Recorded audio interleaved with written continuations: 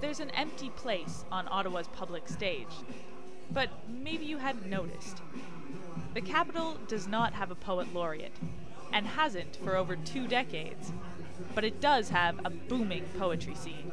Sometimes, I confess, I am a princess. Any given weekend, you can find people spitting rhymes like this at a slam or spoken word competition. It was all, excuse me, miss, did you drop this? And look, up in the sky, in a desperate That's Rusty Prisk. He runs Capital Slam, the oldest slam in the city. And no surprise, he thinks it's about time Ottawa got an official poetry rep. Everyone who walks through the door, if you've never been to one of these shows before, walk out saying, wow, I didn't know poetry could do that to me. You know, I didn't know it could have that impact on me. By doing things like creating a Poet Laureate, we're reminding everybody that that's the case. Some other people in the art scene noticed the missing poet and spoke out in personal blogs and even in the Ottawa Citizen.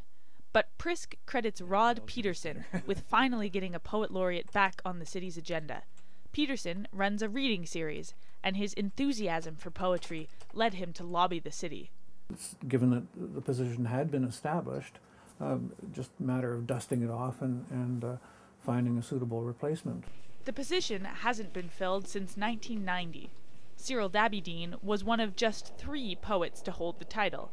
Now he's an English professor at the University of Ottawa. As laureate, he wrote about the city, but his job went beyond producing poetry. I was promoting the city of Ottawa, you know, a good ambassador. You fell from 7 stories high. In exchange, Dabydeen received a yearly honorarium of $1.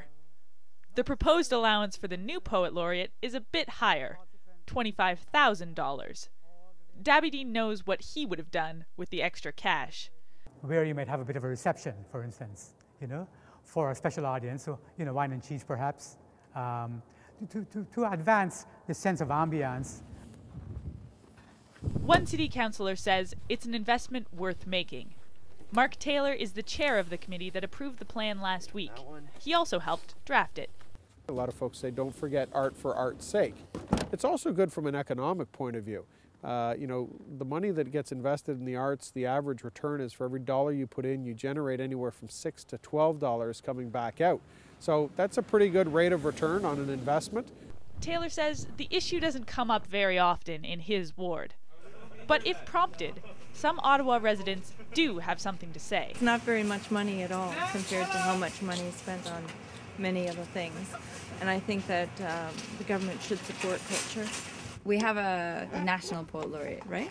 And yes, and nobody ever hears about that person or knows what they're up to. So I don't see the benefit of it. And even some poets aren't convinced a laureate always adds to a city or its art scene. Like Dwayne Morgan. He's a full-time poet in Toronto, but he didn't know his city has a Poet Laureate. Definitely have not heard of any events being done by a Poet Laureate, and it's definitely, if there are, they're not in the loop of, you know, with the spoken word artists and the younger generation of artists that are out here, you know, doing poetry right now. We see ourselves as being less than human. Ottawa's poetry scene has survived and thrived for 20 years without a Poet Laureate.